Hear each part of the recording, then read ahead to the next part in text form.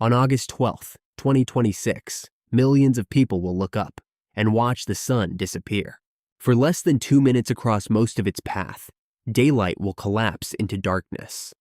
The air will cool, the horizon will glow, and the sun's hidden atmosphere will surround a black hole in the sky. But this is no longer just an astronomical event. It has become a race. Spain expects Eclipse Week spending by guest house visitors to reach roughly $423 million. In some rural areas, bookings have risen tenfold. Travelers are paying for hotels, cruises, and empty fields, all for a shadow that may vanish behind one cloud. This is the story of 2 minutes of glory, a $400 million gold rush, and the danger of gambling everything on the sky. The shadow begins in the Arctic, crossing northern Russia, Greenland, and Iceland before racing over the Atlantic. Late in the evening, it reaches Spain and a tiny corner of Portugal. Much of Europe will see a partial eclipse, but only people inside the narrow path of totality will experience complete darkness. For mainland Europe, this is historic. Its first total solar eclipse since 1999. Spain may offer the most cinematic view. In cities such as León, Zaragoza, and Valencia, the black sun will hang low near sunset. That beauty creates a problem. A low sun can be blocked by hills, buildings, haze, or cloud.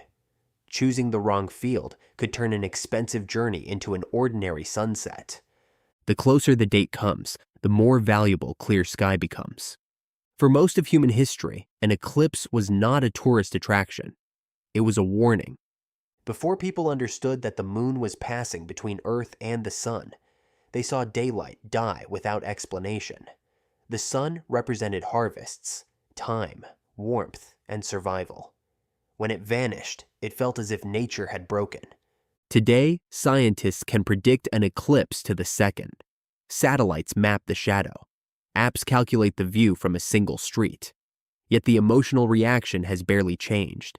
As the final sunlight disappears, crowds often stop talking. The air cools. You understand exactly what is happening, and it still feels impossible. That is what people are buying. Not darkness itself, but the rare feeling that the universe has interrupted normal life. The machinery behind it is simple, but the alignment is extraordinary. The sun is about 400 times wider than the moon, and roughly 400 times farther away. From Earth, they appear almost the same size. When the geometry is exact, the moon covers the sun. Its darkest shadow, the umbra, draws a narrow corridor across Earth. Outside it, even 99% coverage remains a partial eclipse. A thin sliver of sun keeps the sky bright. Totality is a different experience. Inside the path, sunlight breaks through lunar valleys. A diamond flashes. Then, the normally invisible corona appears. The transformation takes more than an hour. The part everyone traveled for may end in under 2 minutes. And that scarcity is exactly what turned a shadow into an industry. Spain's inland towns are preparing for a migration.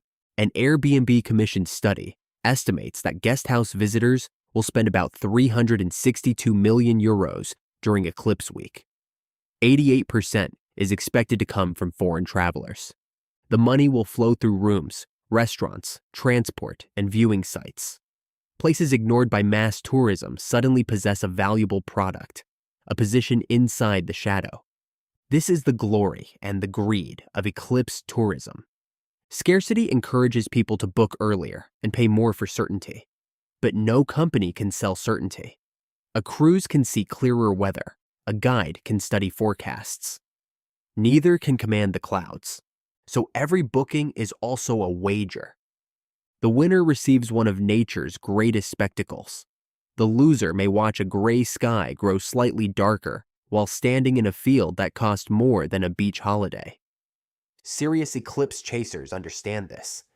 Their destination is not a city, it is clear sky. Some will wait for the latest forecast before choosing a location.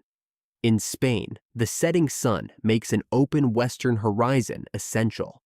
At sea, ships can maneuver, but passengers pay heavily for that flexibility. Then there is the crowd itself. Thousands of vehicles can overwhelm rural roads. Parking disappears. After totality, almost everyone tries to leave at once. The event lasts seconds. The traffic can last hours. It is an enormous effort for an experience that cannot be stored or delayed. When the shadow arrives, the market stops mattering. A luxury guest and a farmer in the next field receive the same sky. First comes the partial phase. Through proper eclipse glasses, the sun looks as if a dark bite has been taken from it. For nearly an hour, the bite grows. The light sharpens. The world loses warmth. Then the final seconds arrive. A thin crescent breaks into beads. One point burns beside the black moon, the diamond ring. And then totality.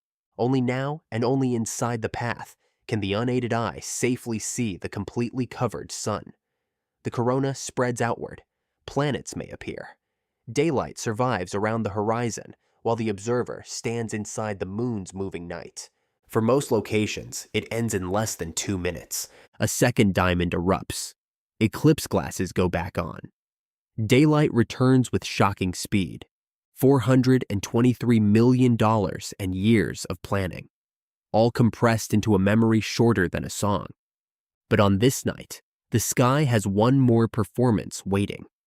As darkness settles naturally, the Perseid meteor shower approaches its peak.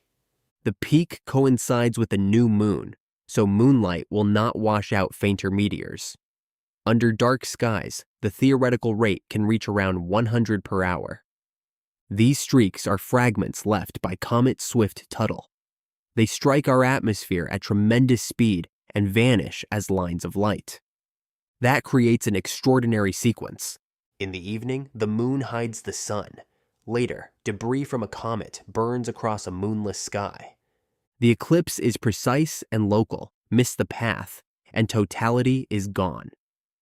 The Perseids are broader and unpredictable. Together, they make August 12th a day to watch the clockwork of the solar system, and then it's chaos. There is one rule that matters more than every hotel, forecast, or camera. Outside the brief total phase, never look at the sun without safe solar glasses. Sunglasses are not protection. Cameras, binoculars, and telescopes need solar filters on the front. Outside the path of totality, eye protection must remain on. The spectacle rewards patience, but punishes carelessness. On August 12th, a moving shadow will create winners and losers. Towns will earn fortunes. Travelers will chase clear sky. Some will find glory. Others will meet one perfectly placed cloud.